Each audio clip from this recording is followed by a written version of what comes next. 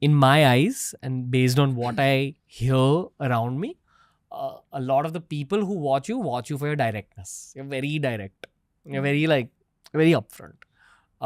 That's one of your identities in the world, including the famous speech and all that happened recently.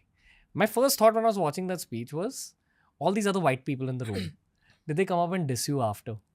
Like, what happened once the cameras went off? Before and after. On your face? So, okay, first of all, let me say that this speech is from last summer. And I have been into public speaking for a very long time. I have been on the stage, I've been a journalist, I've been an anchor. I can do it.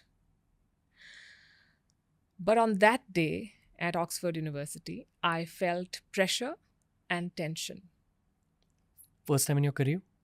I wouldn't say the first time, because you've been in typical situations, but it should not have been a tense moment. It was a debate in a college campus. The vibe was bad? It was borderline hostile.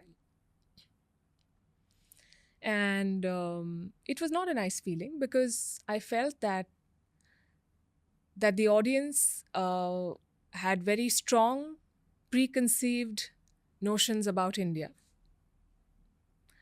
And when people against the motion exaggerated India's problems or made completely baseless remarks, some of them actually said that I'm speaking here, you should listen to all the speeches. I'm speaking here at a risk. And my family is worried that when I land in India, I will be arrested for saying what I'm saying. It's been a year. Who's been arrested? And when they said these things, there were claps and cheers.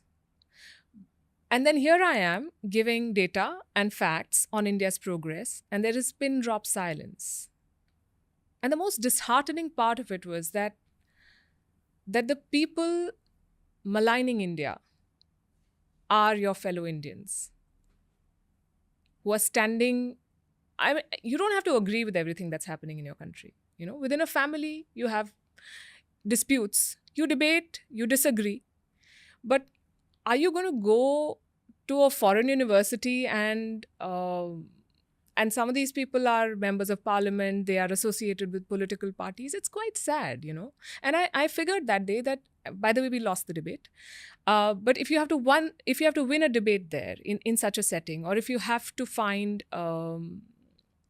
people who will cheer you, you will have to take an anti-India line. You will have to say bad things about your country. If anyone is extremely pro-Modi or extremely anti-Modi, I always look at that situation with a bit of social media algorithms at play. Yeah, and in settings like these, you're basically told that if you're not saying something anti, I wouldn't even say Modi, your country, then you're not a true journalist. To be a true journalist, you have to diss India. How does that work?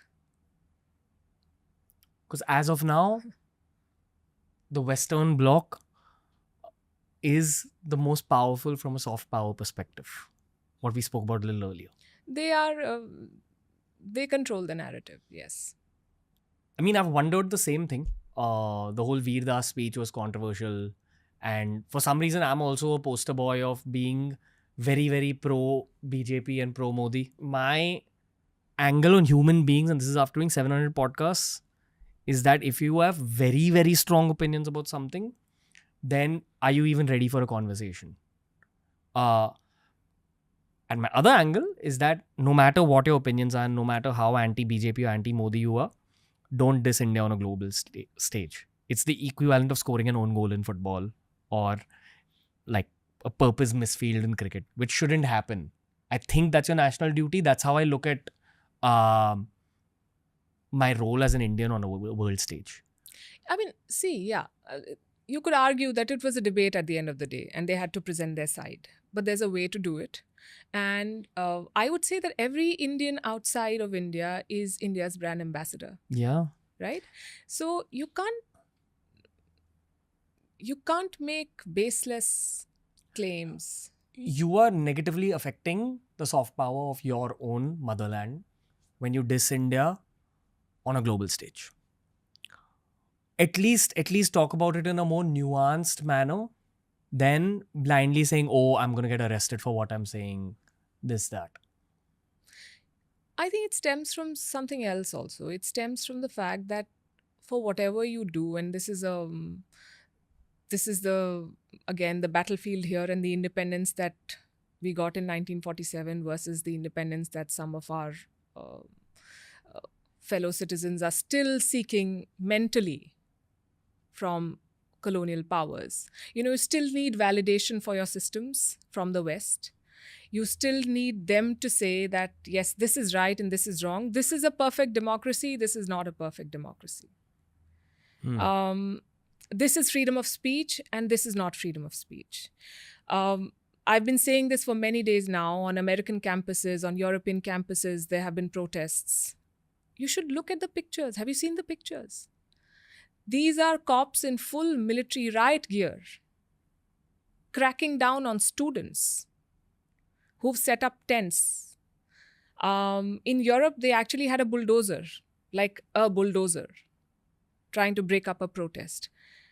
Had this happened in Delhi or Dhaka, there would have been endless lectures on how these governments are draconian, they're not respecting poor students' freedom of speech.